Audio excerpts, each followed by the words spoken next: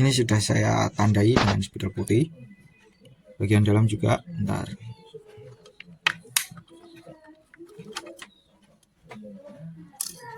Ya, seperti itu. Ini pembatas kemiringan porting ya, maksudnya ini kan saya lebarkan. Nah, terus yang dalam itu pembatas kelebarannya, biar nggak jebol sih, nggak bocor ke jalur noken as. Seperti itu. Oke, semuanya sudah tertutupi. Ini tadi malam tak bersihin. Bisa bersihnya seperti ini karena kerak-keraknya bener sulit ya teman-teman dihilangkan. Ya, bagian sini juga. Oke, lanjut kita porting. Untuk pemartingannya tidak saya videokan itu. Nah, ini sangat lama sekali saya rasa dan merepotkan. Nanti saya spill hasilnya saja. Seperti itu. Saya pakainya ini pur mini pur, terus disambung dengan itu alat apa ya, alat porting lah. Seperti itu. Ini saya pola pakai intake-nya karena kalau saya pola pakai ini enggak rata. Apa lubangnya ini enggak lingkaran sempurna karena dibuat sendiri. Oke, seperti itu teman-teman. Kita lanjut ketika oke, halo teman-teman, ini bukan selesai ya. Saya rasa sudah cukup ya teman-teman. Ini proses porting dan polishnya. Yang saya porting yang sini aja, saya besarkan sesuai dengan diameter intake. Terus yang dalamnya sini saya polish, maksudnya saya amplas saja, cuma saya amplas seperti itu. Ini toolnya cukup berantakan juga.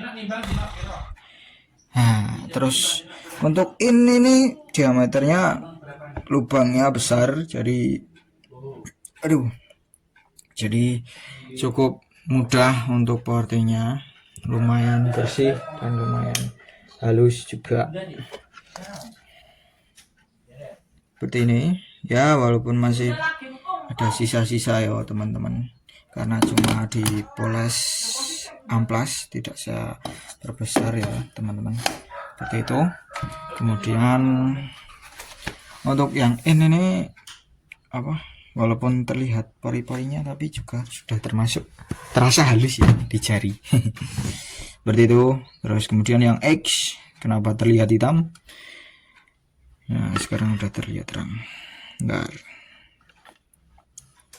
Nah, seperti ini ya teman-teman. Yang X diameter lubangnya cukup kecil, hanya 21 kelepnya, jadi mungkin lubangnya di bawah 21, mungkin 20 atau 19.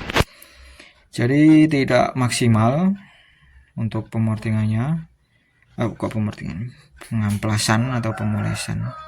Ya, tujuannya untuk menghaluskan ya teman-teman, tapi karena nggak bisa masuk toner saya karena terlalu kecil diameternya, jadi sebisanya saja. Sebelah sini, kalau dari kamera itu sebelah kanan lubang intake itu ada kayak cuaan lubang, itu saya rasa buat mungkin sejenis model power boom itu. Tapi di intake. Itu pikiran saya sih. Jadi ya kesimpulannya seperti ini. Exhaustnya sudah dipoles tapi kurang maksimal, intake-nya sudah dipoles, sudah cukup bagus dan udah pas ya ini teman-teman sama diameter intake 30 ini. Seperti itu. Tinggal pembersihan bekas-bekas portingan ini. Kita selesai jam 10:30, 11. Jam 10-an dari jam 5 pagi. Tapi ya istirahat sarapan dulu sih teman-teman. Karena sekarang hari Minggu, jadi nggak terlalu padat jobnya, bisa langsung dikerjain langsung. Untuk X-nya bagian dilihat dari sebelah sini cukup bagus karena sebelah sini mudah ya teman, bisa dimasuki. Setelah terjepit di sana tidak bisa ya teman-teman. Sudah sulit untuk dimasuki alat porting toner seperti itu. Ya, setelah ini kita lanjut ke motor lagi, ke garasi. Oke, seperti itu saja update-nya. Semoga membantu. Mungkin teman-teman ada masukan buat proses porting saya ini ya teman-teman. Karena ini pertama kali saya memorting head dan melepas head motor. Anjay. Oke, begitu saja teman-teman. Lanjut ke slide berikutnya. Oke teman-teman, saya tadi hampir lupa ya teman-teman.